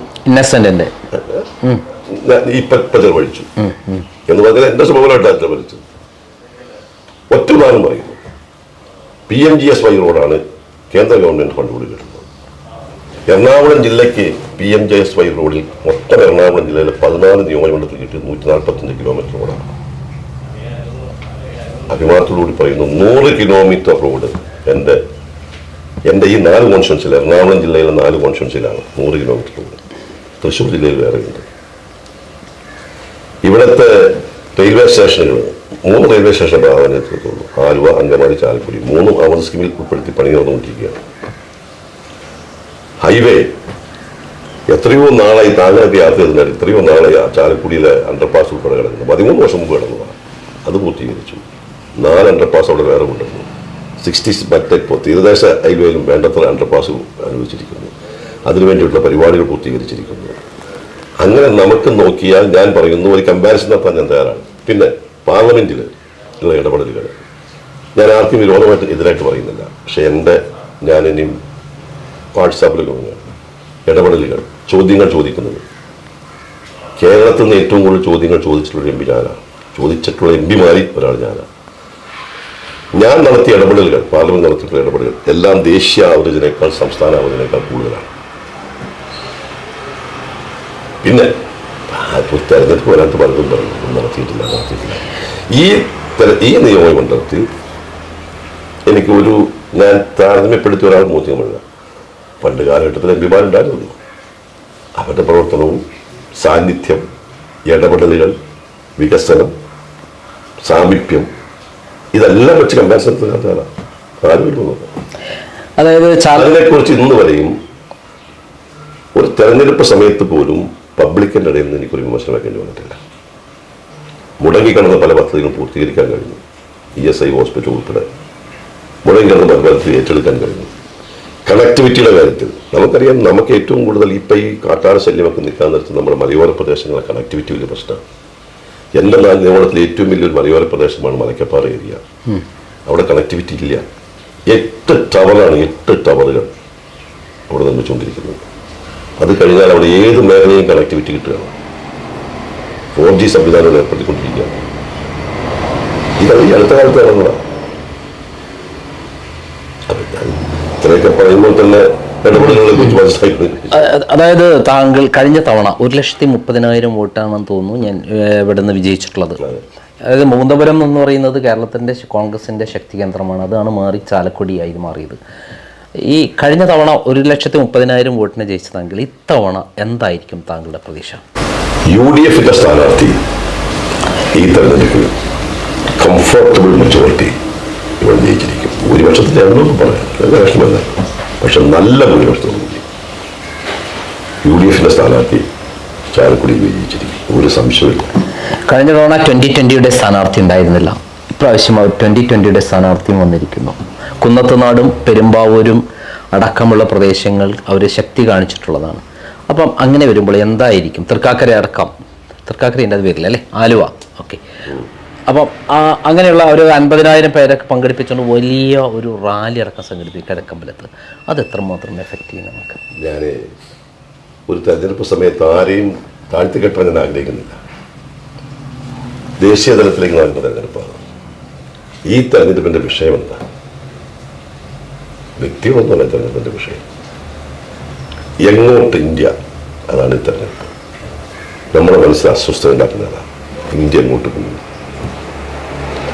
കഴിഞ്ഞ 10-20 വർഷക്കാലം ഇന്ത്യ സഞ്ചരിച്ചൊരു പാതയിൽ നിന്നും നമ്മൾ കാത്തുസൂക്ഷിച്ച മൂല്യങ്ങൾ, മതേതരത്വം, ജനാധിപത്യം, ഇന്ത്യയുടെ കോൺസ്റ്റിറ്റ്യൂഷൻ, ഇതെല്ലാം വെല്ലുവിളിക്കപ്പെടുന്ന സാഹചര്യത്തിൽ എങ്ങോട്ടെന്ന ചോദ്യം നമ്മുടെ മുന്നിൽ പ്രതിസന്ധി ഉണ്ടാക്കുന്ന അത്ര സങ്കീർണമായൊരു കാലഘട്ടത്തിലൂടെ എൻ്റെ കടന്നു പോകുന്നു. ആ സമയത്തൊരു തെരഞ്ഞെടുപ്പ് നടക്കുമ്പോൾ ആ തെരഞ്ഞെടുപ്പിൻ്റെ രാഷ്ട്രീയമാണ് ജനങ്ങൾ ചർച്ച ചെയ്യപ്പെടാൻ പോകുന്നത്. ചാലക്കുടിയിലെ ജനങ്ങൾ രാഷ്ട്രീയ ബോധമുള്ളവരാണ്. എല്ലാ കാലഘട്ടത്തിലുണ്ടായ തെരഞ്ഞെടുപ്പുകളിലും ആ രാഷ്ട്രീയ ബോധത്തിൻ്റെ പ്രതിഫലനമാണ് അവിടെ ഉണ്ടായത്. സംശയം വേണ്ട. ഈ പ്രാവശ്യം അത് തന്നെ. അവിടെ ഒന്നും ഇത്തരത്തിലുള്ളൊരു ഘടകത്തിനൊന്നും വലിയ സ്ഥാനം കൽപ്പിക്കും എന്ന് ഞാൻ വിശ്വസിക്കുന്നില്ല. ഈ മണ്ഡലത്തിൽ പാർലമെന്റ് 7 നിയോജക മണ്ഡലമാണ്. അതായത് കയ്പമംഗലും അതേപോലെ കൊടുങ്ങല്ലൂരും പിന്നെ എറണാകുളത്ത് 5 മണ്ഡലം, 4 ചാലക്കുടിയും. അപ്പം അതിൽ 2-3 മണ്ഡലങ്ങൾ LDF അനുകൂലമായിട്ട് നിൽക്കുന്ന ശക്തമായ സ്ഥലങ്ങളാണ്. ബാക്കി 4 മണ്ഡലങ്ങളാണ് UDF എന്ന് തന്നെ മനസ്സിലാക്കിയിട്ടുള്ളത്. ഇത് എത്രമാത്രം നമ്മളെ ദോഷമായി ബാധിക്കും? കഴിഞ്ഞ വർഷം ഇത് തന്നെയായിരുന്നു. 4 മണ്ഡലങ്ങൾ UDF-നും 3 മണ്ഡലങ്ങൾ LDF-നുമായിരുന്നു. പക്ഷേ കഴിഞ്ഞ പ്രാവശ്യം തെരഞ്ഞെടുപ്പ് കഴിഞ്ഞപ്പോൾ ഈ 7 മണ്ഡലത്തിലും UDF ആണ്. കയ്പമംഗലം ഉൾപ്പെടെ. കയ്പമംഗലത്ത് UDF ആദ്യമായിട്ടാണ് കഴിഞ്ഞ തെരഞ്ഞെടുപ്പിൽ ഭൂരിപക്ഷം കിട്ടിയത്. ചെറിയ ഭൂരിപക്ഷം കാരണം ഈ വർഷവും അസംബ്ലി തെരഞ്ഞെടുപ്പിന്റെ പാറ്റേൺ അതിൽ ഒരിക്കലും കേരളത്തിൽ പാർലമെന്റ് തെരഞ്ഞെടുപ്പ് ഉണ്ടായിട്ടുള്ളത് ഒരിക്കലും ഉണ്ടായിട്ടില്ല. അപ്പം ഈ വർഷവും ഈ വരാൻ പോകുന്ന തെരഞ്ഞെടുപ്പിലും ഈ 7 മണ്ഡലത്തിലും UDF മുൻതൂക്കമുണ്ടാകും. ഇപ്പം ഭരണകൂടം ചെയ്തുകൊണ്ടിരിക്കുന്ന വളരെ ഭീകരമായൊരു കാര്യം, ഈ എറണാകുളം DCC പ്രസിഡന്റിനെയും മാത്യു കുഴൽനാടനെ അടക്കമുള്ള ആളുകളെ നിരന്തരം കള്ളക്കേസിൽ കുടുക്കി. പ്രത്യേകിച്ചും DCC പ്രസിഡന്റ് മുഹമ്മദ് ഷിയാസിന് നിരന്തരം ഒരു ദിവസം മുഴുവൻ 4-5 കേസ് എടുക്കുക, വീണ്ടും അറസ്റ്റ് ചെയ്യുക, വീണ്ടും ജാമ്യം എടുക്കുന്നു, വീണ്ടും അങ്ങനെ ഒരൊറ്റ ദിവസം ഇന്നലെ ഉണ്ടായിട്ടില്ല. കേരളത്തിൽ ഇതുവരെ ഉണ്ടാവാത്തൊരു പ്രതിഭാസമാണ്. അപ്പോൾ ഈ രൂപത്തിൽ പോലീസിനെ ഉപയോഗിച്ച് ഇവിടെ എല്ലാ തരത്തിലും ഒരു ഉപയോഗിക്കുന്നു എന്ന് പറയുന്ന ഒരു ഘട്ടത്തിൽ എങ്ങനെയായിരിക്കും ഇത് എഫക്റ്റ് ചെയ്യുക? ഇതെല്ലാം ഞാൻ നേരെ സൂചിപ്പിച്ചല്ലോ. അഭിപ്രായ വ്യത്യാസം പറയുന്നവരെ നടുറോട്ടിൽ തല്ലി ഒതുക്കുന്ന സമീപനമാണ് ഈ ഗവൺമെന്റിന്റെ. ഈ ഭരണകൂട ഭീകരതയാണ് കഴിഞ്ഞ കുറേ നാളുകളായി നമ്മുടെ പിണറായി വിജയൻ കാണിച്ചുകൊണ്ടിരിക്കുന്നത്. അതിൻ്റെ അവസാനത്തൊരു ഉദാഹരണമാണ് ഇപ്പോൾ ഷിയാസിനെതിരെ കഴിഞ്ഞ ദിവസം കോതമംഗലത്തുണ്ടായത്. കോതമംഗലത്തുണ്ടായ സംഭവം എന്താ? ആന ചവിട്ടി ഒരു സഹോദരി മരണപ്പെട്ടപ്പോൾ അതിനെക്കുറിച്ചിട്ട് ചില ആവശ്യങ്ങൾ ഉന്നയിച്ചു. അത് ആണ് അവിടുത്തെ പ്രശ്നം. അതിലെന്താ നമ്മൾ കണ്ടുപോയി. ഇവർ പറയുന്ന മൃതദേഹത്തെ ആരാ അപമാനിച്ചത്? ഒരു മൃതദേഹത്തെ ബന്ധുമിത്രാദികൾ അടിച്ചു മാറ്റിയിട്ട് മൃതദേഹം എടുത്തുകൊണ്ട് മൊബൈൽ മോർച്ചറിൽ വെച്ചുകൊണ്ട് അത് വലിച്ചുകൊണ്ട് പോകുന്നതിനേക്കാൾ വലിയ അപമാനമുണ്ട്. ഒരു ബഹുമാനക്കുറവ് പോലീസ് വലിച്ചുകൊണ്ട് പോകുന്നു. ഇതിനെക്കുറിച്ചൊന്നും അല്ലല്ലോ ഇവർ ഈ ഗവൺമെന്റ് ഉദ്യോഗസ്ഥന്മാരുടെ പേര് എന്താ വരുന്നത്. പിന്നെ DCC പ്രസിഡന്റ് ശ്രീ ഷിയാസിനെ പോലെ വളരെ സജീവമായി പ്രവർത്തിക്കുന്ന ഒരു DCC പ്രസിഡന്റിനെ കള്ളക്കേസിൽ കൊടുക്കാൻ പോയിട്ട് അവസാനം കോടതി പോലും അതിനോട് യോജിച്ചിരുന്നു. പിണറായി വിജയൻ കഴിഞ്ഞ കുറേ നാളായി ചെയ്തുകൊണ്ടിരിക്കുന്നതാണ്. എനിക്ക് അടുത്ത ദിവസം അത്ഭുതം തോന്നിയ ഒരു കണ്ടു. സിദ്ധാർത്ഥൻ എന്ന് പറയുന്ന ഒരു കുട്ടിയെ വളഞ്ഞിട്ട് മർദ്ദിച്ച് തല്ലിക്കൊന്ന് കെട്ടിത്തൂക്കി. അതാണ് ഇപ്പം നമ്മൾ ചർച്ച ചെയ്തത്. കഴിഞ്ഞ ദിവസം കമ്മ്യൂണിസ്റ്റ് പാർട്ടിയുടെ DYFയുടെ സംസ്ഥാന നേതാവ് പറയുന്നത് എനിക്ക് അത്ഭുതപ്പെടുത്തി. ഈ സിദ്ധാർത്ഥന്റെ മരണവുമായി ബന്ധപ്പെട്ട് കേരളത്തിന്റെ പൊതുസമൂഹം SFIക്കെതിരെ നടത്തിക്കൊണ്ടിരിക്കുന്ന ചില ആക്ഷേപങ്ങളുണ്ട്. അപ്പോൾ ഒരു DYFI നേതാവ് പറയുകയാണ് സിദ്ധാർത്ഥന്റെ ഈ ദാരുണമായ കൊലപാതകത്തെ കുറിച്ചല്ല പറയും. SFIയെ വളഞ്ഞിട്ട് ആക്രമിക്കാൻ ശ്രമിക്കുന്നു. വളഞ്ഞിട്ട് ആക്രമിച്ച ഒരു വ്യക്തിയെ തല്ലിക്കൊന്ന് കെട്ടിത്തൂക്കിയ കേസുമായി ബന്ധപ്പെട്ടുകൊണ്ട് പ്രതിഷേധം രേഖപ്പെടുത്തി അതിന് നേതൃത്വം കൊടുത്തു എന്ന് പോലീസ് കേസിലൂടെ തെളിയിക്കപ്പെട്ടിരിക്കുന്നു. നമ്മളാരും ആക്ഷേപം ഉന്നയിച്ചല്ല, പോലീസ് കേസെടുത്തിരിക്കുന്നു. പ്രതികൾ ഇന്നവരാണെന്ന് പറഞ്ഞു. SFI നേതൃത്വത്തിന്റെ ആക്ഷേപം ഉന്നയിക്കുമ്പോൾ വളഞ്ഞിട്ട് SFI ആക്രമിക്കുന്നു എന്ന് പറയുന്നത് കമ്മ്യൂണിസ്റ്റ് പാർട്ടിയുടെ ഇപ്പോഴത്തെ സമീപനമാണ്. അവർ ന്യായത്തിന്റെ കൂടെയല്ല, അവർ അന്യായത്തിന്റെ കൂടെയാണ്. ഇത് ഈ തെരഞ്ഞെടുപ്പിൽ ചർച്ച ചെയ്യപ്പെടാൻ പോകുന്ന വലിയ പ്രശ്നമാണ്. അന്യായത്തിന് കൂട്ടുനിൽക്കുന്ന സംസ്ഥാന ഗവൺമെന്റ്, അതിക്രമം കാണിക്കുന്ന സംസ്ഥാന ഗവൺമെന്റ്, ഭരണകൂട ഭീകരത കാണിക്കുന്ന സംസ്ഥാന ഗവൺമെന്റ്, ഇതിനെതിരെയുള്ള ജനരോക്ഷം ഈ തെരഞ്ഞെടുപ്പിൽ ഉണ്ടാകും. എന്നെ അറസ്റ്റ് ചെയ്തപ്പം, അതായത് എന്നെയാണ് തുടങ്ങിയത്. ആദ്യം ഇതിനൊത്തിരി ഇരയായ ആളാണ്. എന്നെ 7 ദിവസം ആദ്യം അറസ്റ്റ് ചെയ്തു. വീണ ജോർജിന്റെ അപകീർത്തികരമായ വാർത്ത എന്ന് പറഞ്ഞിട്ടാണ് പരാതി. എന്നെ 7 ദിവസം രാത്രി കൊണ്ടേ ഹാജരാക്കിക്കൊണ്ട് എനിക്ക് ജാമ്യം എടുക്കാനുള്ള അവസരം കിട്ടി. IT ആക്ട് 67 കിട്ടുന്നുണ്ട്. അതിൽ ഹൈക്കോടതി പറഞ്ഞു കള്ളക്കേസാണ്. വീണ്ടും 34 ദിവസം എന്നെ ജയിലിലിട്ടു. അതും കള്ളക്കേസാണെന്ന് ഹൈക്കോടതി, ഒരു തെളിവില്ലാത്ത കാര്യമാണെന്ന്. ഈ സന്ദർഭങ്ങളിലൊന്നും തന്നെ കോൺഗ്രസ് ഒന്ന് ശബ്ദിച്ചു കണ്ടില്ല. അങ്ങേപോലെ പരിണതപ്രജ്ഞനായ നേതാക്കന്മാരടക്കം നിശബ്ദരായതുകൊണ്ടല്ലേ ഇപ്പോൾ അവർ കയറി മുഹമ്മദ് ഷിയാസിനടക്കം തൊടാനുള്ള ധൈര്യം കിട്ടിയത്? നിങ്ങളുടെ ഒരു ചോദ്യത്തിനോട് ഞാൻ പറയുന്നു, അങ്ങനെ ഒരു സമയാസമയങ്ങളിൽ ചില കാര്യങ്ങളിൽ പ്രതികരിക്കാതെ പോയത് തെറ്റാണെന്നുള്ള അഭിപ്രായം. വ്യക്തികളെ അല്ല നോക്കേണ്ടിയിരുന്നത്. വ്യക്തികളെ ഒരു ന്യായമായ ഒരു കാര്യത്തിന് വേണ്ടിയിട്ടാണ് ന്യായമായ കാര്യത്തിന് വേണ്ടി പ്രതികരിച്ചിരിക്കുന്നത്. പ്രത്യേകിച്ച് ലാവലിംഗ് കേസ് കൊണ്ടുവന്ന് ഏറ്റവും പോരാട്ടം നടത്തി. ഞാൻ ഇതിന്റെ തുടക്കത്തിൽ നിങ്ങളിപ്പോൾ ഈ വിഷയം ഉന്നയിക്കുന്ന മുമ്പ് ഞാൻ നിങ്ങളോട് തന്നെ പറഞ്ഞു, നിങ്ങൾ ഇതിനു വേണ്ടി ഒത്തിരി പോരാട്ടം നടത്തി, ഒത്തിരി ഈ പറയുന്ന പീഡനങ്ങൾക്ക്, മാനസികവുമായി വല്ലാത്ത പീഡനങ്ങൾക്കും ഇരയായ വ്യക്തിയാണ് ഞാൻ പറഞ്ഞു. അത്തരം കാര്യങ്ങൾ ഇപ്പോഴത്തെ പശ്ചാത്തലത്തിൽ കുറച്ചുകൂടി ഗൗരവമായി എടുത്തുകൊണ്ട് രാഷ്ട്രീയത്തിന് അതീതമായി ന്യായത്തിനും അതുപോലെ തന്നെ സത്യത്തിനും വേണ്ടി പോരാടുന്ന ആളുകളോടൊപ്പം നിൽക്കണമെന്നാണ് എൻ്റെ അഭിപ്രായം. പാർട്ടിയുടെ സമീപനം തന്നെയാണ്. മാറ്റം വരുത്തണം. ഏത് പൊതു പ്രശ്നങ്ങൾ വന്നാലും മെറിറ്റ് നോക്കണം, മെറിറ്റ് നോക്കി പ്രതികരിക്കണം. പാർട്ടി മെറിറ്റ് നോക്കി അത്തരം മെറിറ്റുകൾ ഉയർത്തിക്കൊണ്ടുവരുന്ന ആളുകളെ രാഷ്ട്രീയമായി അവരുടെ ഒരു ധാർമ്മിക അവരുടെ ഐക്യദാർഢ്യം പ്രകടിപ്പിക്കാൻ പാർട്ടി തയ്യാറാണ്. അങ്ങയുടെ ഇതിലെ വീക്ഷണത്തിൽ കേരളത്തിൽ എത്ര സീറ്റ് പ്രാവശ്യം UDF നേടും? ഞങ്ങൾക്ക് ഇന്നത്തെ രാഷ്ട്രീയ സാഹചര്യത്തിൽ 20 സീറ്റ് ജയിക്കാനുള്ള സാഹചര്യങ്ങളുണ്ട്. ഏറ്റവും ലേറ്റസ്റ്റ് ആയ ഇന്ത്യ ടുഡേ സർവേയിൽ 3 സീറ്റ് BJP നേടുന്നതാണ് പറഞ്ഞിരിക്കുന്നത്. കഴിഞ്ഞ സർവേയിൽ പറഞ്ഞത്, ഇപ്പം ലേറ്റസ്റ്റ് വന്നിരിക്കുന്നത് കഴിഞ്ഞ സർവേയിൽ പറഞ്ഞത് BJPക്ക് കേരളത്തിൽ സീറ്റില്ല എന്നാണ്. ഒരു സീറ്റ് പോലും കിട്ടാൻ പോകുന്നില്ല. ഒരു സീറ്റ് ഞാൻ ഇപ്പം നമ്മളിനി ഇലക്ഷൻ കഴിഞ്ഞിട്ട് കാണും, ഒരു സീറ്റ് പോലും കിട്ടില്ല. കിട്ടാനുള്ള അതിനുള്ള രാഷ്ട്രീയമല്ല കേരളത്തിൽ. ഇന്ത്യ മുന്നണി ഏതെങ്കിലും തരത്തിൽ വിജയിക്കാൻ സാധ്യതയുണ്ട്? അതിന്റെ നമ്മുടെ തെരഞ്ഞെടുപ്പ് വരുന്നല്ലേ ഉള്ളൂ. തെരഞ്ഞെടുപ്പ് വരുന്നു. ഇന്ത്യ മുന്നണികളുമായിട്ടുള്ള മറ്റു സംസ്ഥാനങ്ങളിലെ ചർച്ചകൾ നടന്നുകൊണ്ടിരിക്കുന്നു. ഏതായാലും ഈ അടുത്ത ദിവസങ്ങളിൽ കാണുന്നത് കുറച്ചുകൂടി പ്രതീക്ഷ നൽകുന്നുണ്ട്. അത്രേ പറഞ്ഞു, കുറച്ചുകൂടി പ്രതീക്ഷ നൽകുന്നുണ്ട്. കാരണം UP ഒരു ധാരണയിൽ ബീഹാർ എത്തി. ഇനിയിപ്പോൾ നമുക്ക് മറ്റു സംസ്ഥാനങ്ങളിലേക്ക് കോൺഗ്രസ് ദുർബലമായിരിക്കുന്ന സംസ്ഥാനങ്ങളിൽ കോൺഗ്രസും അവിടുത്തെ മറ്റു പ്രാദേശിക പാർട്ടികളുമായിട്ട് ധാരണയിലെത്തുന്നു എന്നത് ഒരു നല്ല സൂചനയാണ്. അതിനി വരാനിരിക്കുന്നു, പല സംസ്ഥാനങ്ങളിലും വരാനിരിക്കുന്നു. ഇപ്പോൾ ബീഹാറിൽ തന്നെ നമുക്ക് കഴിഞ്ഞ ദിവസം അവിടെ നടന്ന ഒരു പ്രകടനം വീണ്ടും ഇന്ത്യ മുന്നണിക്ക് ഒരു ആത്മവിശ്വാസം കൊടുത്തില്ല. അതാണ് ഇന്ത്യ മുന്നണിയുടെ മുഴുവൻ നേതാക്കന്മാർ ഇവിടെ ഉണ്ടായിരുന്നു. അപ്പം അങ്ങനെ ഓരോ സംസ്ഥാനത്തും ഉരുത്തിരിഞ്ഞു വരുന്ന രാഷ്ട്രീയ സാഹചര്യങ്ങളും മുന്നണിയുടെ കൂട്ടുകെട്ടുകളുമൊക്കെയാണ് ഇനി ഈ ഇന്ത്യ മുന്നണിയുടെ ഭാവിയെ കൂടുതൽ സ്വാധീനിക്കാൻ പോകുന്നു. താങ്കളുടെ ഒരു പേഴ്സണൽ ചോദ്യമാണ്. താങ്കൾക്ക് ഇപ്പോൾ 72 വയസ്സായി എന്നാണ് ഞാൻ മനസ്സിലാക്കുന്നത്. താങ്കൾ മുമ്പത്തേക്കാൾ കഴിഞ്ഞ വർഷമൊക്കെ ഒരു അസുഖമൊക്കെ വന്നിരുന്നു, പക്ഷെ അന്നത്തേക്കാളൊക്കെ ചെറുപ്പം വെച്ച് സുന്ദരന. എന്താണ് രഹസ്യം? അതിനൊരു രഹസ്യം, മനസ്സ് നന്നായ ശരീരവും നന്നാവുക പറയാല്ലേ. ഞാനിതിനകത്ത് താങ്കൾ പറഞ്ഞിട്ടുള്ളൂ, എനിക്ക് ഈ തെരഞ്ഞെടുപ്പിൽ എനിക്ക് ഏറ്റവും കൂടുതൽ ഞാൻ പറയുന്നു, ഞാൻ ഈ കഴിഞ്ഞ തെരഞ്ഞെടുപ്പിൽ അതെനിക്കൊരു വലിയ പാഠമായിരുന്നു. എൻ്റെ അസുഖം ഹാർട്ട് അറ്റാക്ക് വന്നു. ഞാൻ കഴിഞ്ഞ തെരഞ്ഞെടുപ്പ് സ്ഥാനാർത്ഥിയുടെ പര്യടന പരിപാടി തുടങ്ങി എൻ്റെ 2ാം ദിവസമാണ് എനിക്ക് രാത്രി പെട്ടെന്ന് 3 മണിക്ക് എനിക്ക് അസുഖം ഉണ്ടായി. ഞാൻ ആശുപത്രിയിൽ പോയി കാണും.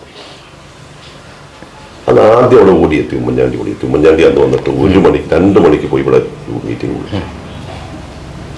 ഞാൻ പറയുന്നത് തെരഞ്ഞെടുപ്പ് ജനാധിപത്യത്തിൽ എനിക്ക് വലിയൊരു പാഠം കിട്ടി. സ്ഥാനാർത്ഥി എന്ന് പറയുന്നത് ഒരു വ്യക്തി സാങ്കേതികത മാത്രമാണ്. സ്ഥാനാർത്ഥി ജനങ്ങൾ തന്നെയാണ്. ഞാൻ അസുഖമായി കിടന്ന് 10 ദിവസം ICUവിൽ 8 ദിവസം കിടന്നു. ഈ ICUവിൽ 8 ദിവസം കിടന്നപ്പോഴും എനിക്ക് വേണ്ടി സ്ഥാനാർത്ഥിയായി നിയമത്തെ ജനങ്ങളാണ്, ഇവിടുത്തെ ബഹുമാനപ്പെട്ട MLA-മാർ. അവർ ഓരോരുത്തർ സ്ഥാനാർത്ഥിയായി. അപ്പോൾ തെരഞ്ഞെടുപ്പിൽ ഒരു സ്ഥാനാർത്ഥി എന്ന് പറയുന്നത് സാങ്കേതികത മാത്രമാണ്.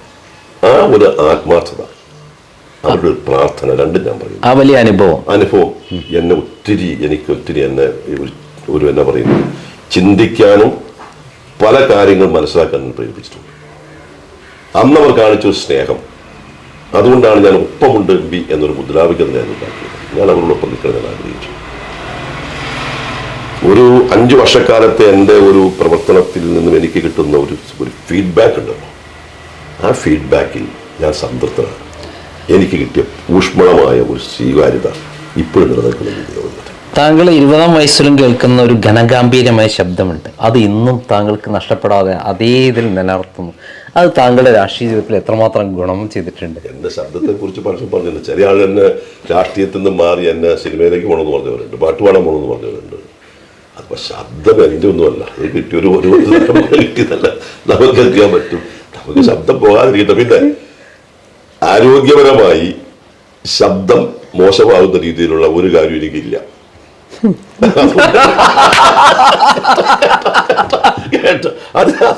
അതുകൂടി എന്നോട് അച്ഛനായിരിക്കും കേട്ടോ. പക്ഷെ ഞങ്ങളുടെ കുടുംബജീവിതത്തിൽ കുട്ടികളുടെ പ്രശ്നത്തിൽ താങ്കൾ വളരെ ദുഃഖിതനാണ് എന്ന് ഞാൻ ദുഃഖിതരെന്ന് ഞാൻ പറയുന്നില്ല.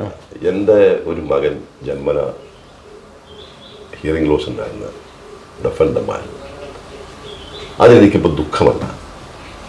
അതെന്നെ എൻ്റെ കുടുംബത്തിൻ്റെയും എൻ്റെ രാഷ്ട്രീയ ജീവിതത്തിലും മറ്റൊരു തലത്തിലേക്കുള്ള ഒരു വെളിച്ചം എനിക്ക് തന്നു. സാമൂഹ്യ സേവനത്തിനുള്ള ഉത്തേജനം. ആദ്യം പറഞ്ഞല്ലോ, ഞാൻ ഏറ്റവും കൂടുതൽ ഇടപെടുന്നത് ഡിഫറൻ്റ്ലി ഏബിൾഡ് ആയിട്ടുള്ള ആളുകൾക്കാണ്.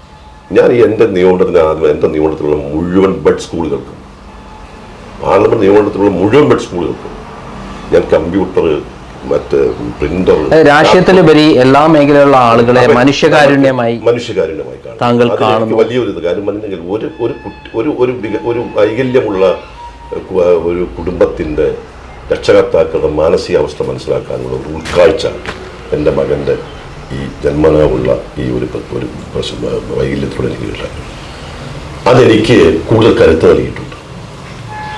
എന്നോട് ഉമ്മൻചാണ്ടി വന്നൊരു കാര്യമുണ്ട്. ഉമ്മൻചാണ്ടി കോക്ലിയർ ഇംപ്ലാന്റേഷൻ നടത്താക്കാൻ തീരുമാനിച്ചു. ഞാനും ഉമ്മൻചാണ്ടിയും പലപ്പോഴും ഈ ഡഫ് കുട്ടികളുടെയും അതുപോലെ തന്നെ ഞാൻ MLA ആയിരുന്നപ്പോഴത്തേക്കും ഒത്തിരി സ്ഥലങ്ങളിൽ ഞാനും ഉമ്മൻചാണ്ടി ഇത്തരം സ്കൂളുകളിലും ഈ ഡിഫറൻ്റ് ഏബിൾഡ് ആയിട്ടുള്ള ആളുകളുടെ ഓട്ടിസം സ്കൂളുകളിലും. അപ്പോൾ ഉമ്മൻചാണ്ടി എന്നോട് ഈ കോക്ലിയർ ഇംപ്ലാന്റേഷൻ നടപ്പാക്കാൻ തീരുമാനിച്ചപ്പോൾ എൻ്റെ ഫോൺ സെറ്റ് എന്നോട് പറഞ്ഞൊരു വാക്ക്, പിന്നെ ഞാൻ ഈ തീരുമാനം എടുത്തിട്ട് വേണുവായിരുന്നു എൻ്റെ മനസ്സിൽ. വേണു മാത്രമേ, വേണു എൻ്റെ മകൻ്റെ പേരാണ്. അപ്പൊ എൻ്റെ മകന്റെ ഒരു വൈകല്യം മനസ്സിലാക്കി, ഒരു രക്ഷകർത്താവിന്റെ വേദന മനസ്സിലാക്കാൻ മുഖ്യമന്ത്രിക്ക് സാധിച്ചു എന്നുള്ളത്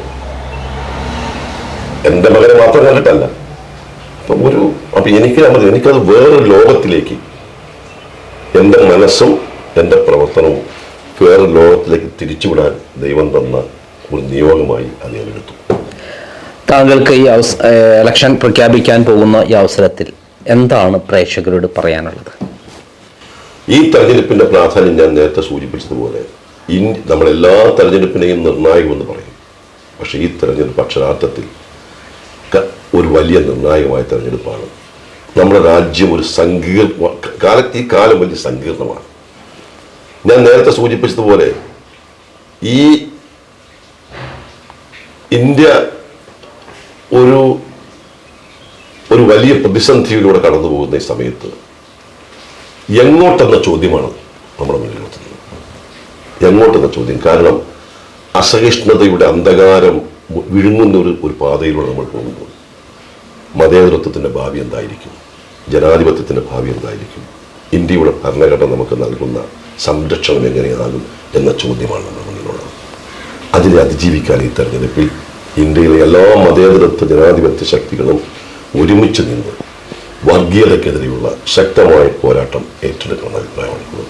ആ പോരാട്ടത്തിന് ദേശീയ തലത്തിൽ നേതൃത്വം കൊടുക്കാൻ കഴിയുന്നത് കോൺഗ്രസ് ആണ് എന്ന് ചരിത്രവും ഇന്നത്തെ കാലികമായ തരത്തിലും ഇന്ത്യയിലെ മതേതരത്വ ശക്തികൾ കോൺഗ്രസിന്റെ നേതൃത്വം, അനിഷേധ്യമായ നേതൃത്വം ആവശ്യപ്പെടുന്നു. അതുകൊണ്ട് കോൺഗ്രസിനെ കൂടുതൽ ശക്തിപ്പെടുത്തുന്നു.